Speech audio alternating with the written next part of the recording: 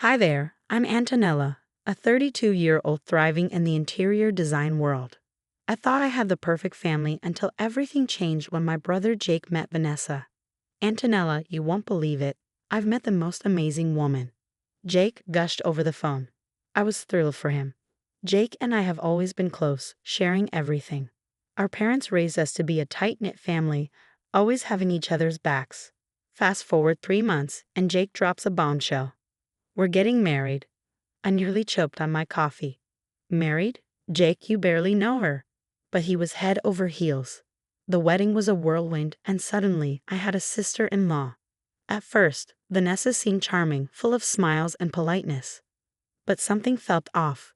During a family dinner, I noticed how she subtly steered conversations. "Oh, Antonella's still single. Don't worry, you'll find someone eventually," she'd say, always with a smile, always with a hint of judgment. I brushed it off, but the comments kept coming, cloaked in sweetness but laced with criticism. One day, while helping Mom in the kitchen, I overheard Vanessa talking to Jake. "Honey, don't you think Antonella's job is a bit unstable? I'm just worried about her future." My blood boiled. I had built my business from the ground up, and it was thriving. Things got worse at Jake's birthday party. Vanessa accidentally spilled wine on my new dress. "Oh, I'm so clumsy, but don't worry, it probably wasn't that expensive, right?" she said. I forced a smile, but inside, I was seething. Later that night, I vented to my best friend Megan. "I'm telling you, Meg, something's not right with Vanessa." Megan nodded. "I've noticed it too, the way she looks at you when she thinks no one's watching, like she's sizing up the competition." I sighed, but Jake's so happy, and Mom and Dad adore her. Am I just being paranoid? "Trust your gut, Antonella," Megan said. "Keep your eyes open." And so I did. I watched as Vanessa slowly warmed her way into every aspect of our family life. She'd volunteer to help Dad with his finances, critiquing his methods, and reorganize Mom's kitchen, claiming it was more efficient. But it was her effect on Jake that worried me the most. My once outgoing brother became quieter, always deferring to Vanessa's opinions. During a shopping trip with Mom, I tried to broach the subject. "Mom, have you noticed anything different about Jake lately?" She hesitated. "Well, he's a married man now. Change is normal." "But Mom, it's like he's not even the same person anymore." "Oh, sweetie, you're just not used to sharing him. Give it time." But time only made things worse. Family gatherings became minefields of passive-aggressive comments and tense silences. I tried to keep the peace, biting my tongue when Vanessa made snide remarks, but the stress was getting to me. My design suffered, and I started losing sleep. One night, after a particularly brutal family dinner where Vanessa subtly criticized everything from my outfit to my latest project, I broke down in my apartment. The phone rang. It was Megan. "Antonella, are you okay? You seemed off at dinner." I couldn't hold back anymore. Everything spilled out, my suspicions, my fears, the way Vanessa was slowly isolating Jake from us.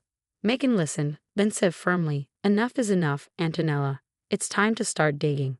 There's more to Vanessa than meets the eye, and we're going to find out what it is."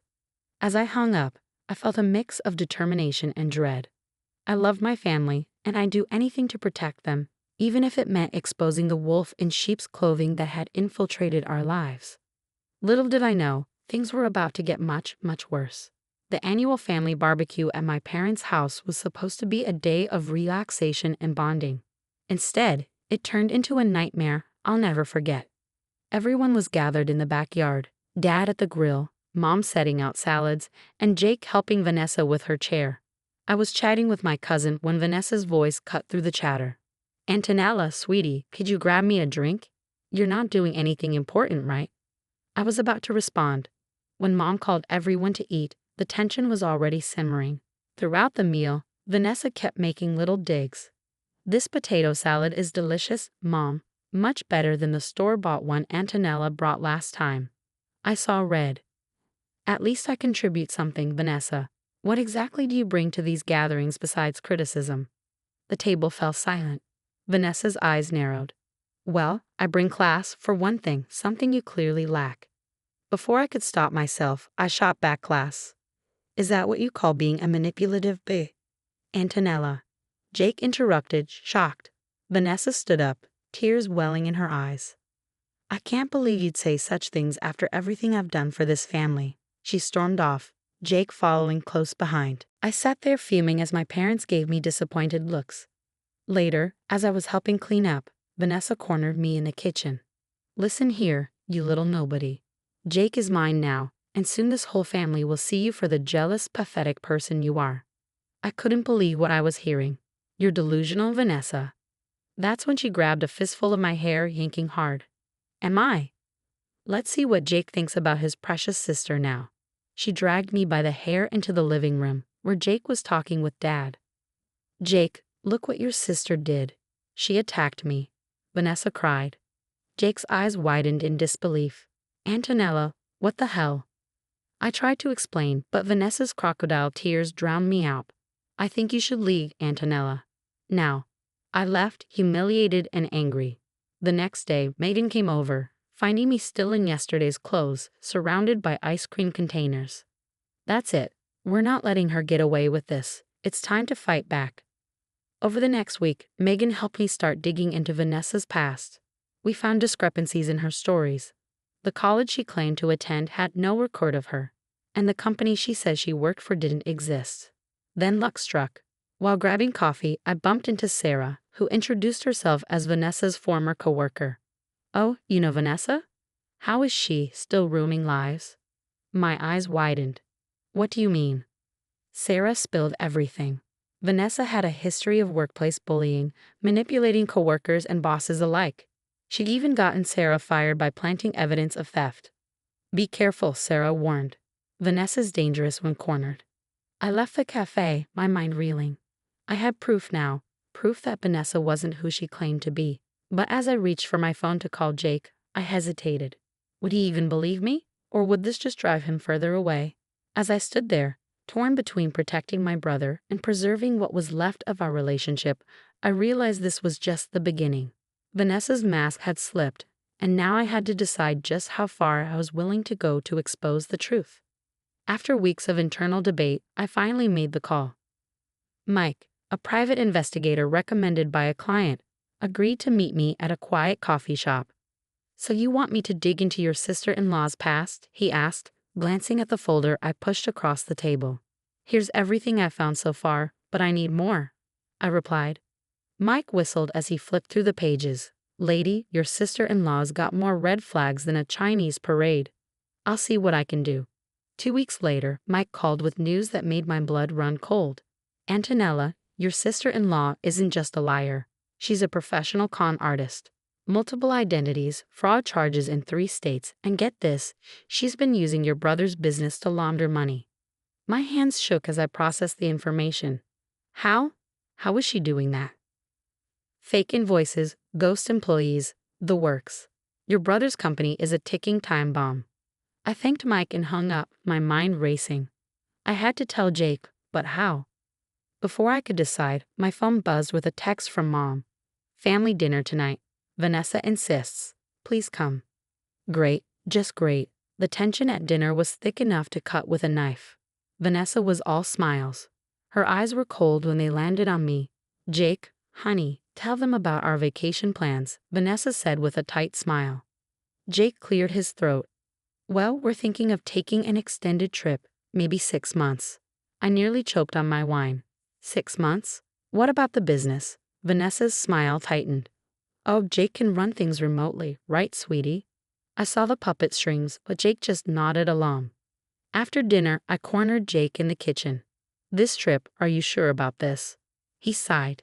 Antonella, please. Vanessa thinks it'll be good for us to have some time away from everything. I bit my tongue, realizing how deep Vanessa's claws were dug in.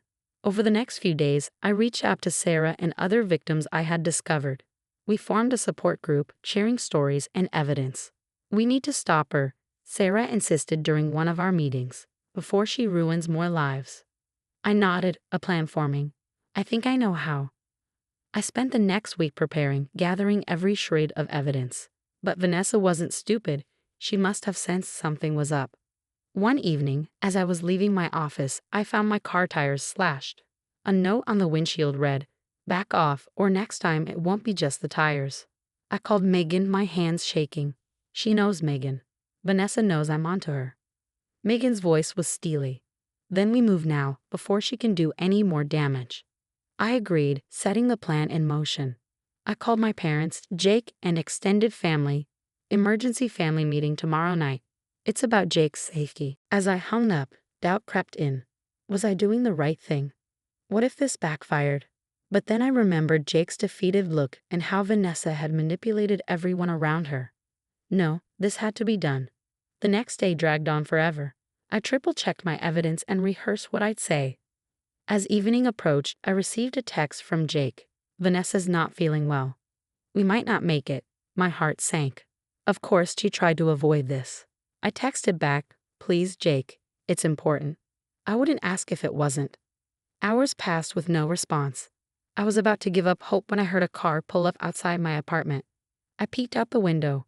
Jake was helping Vanessa out of the car. She looked pale, leaning on him dramatically.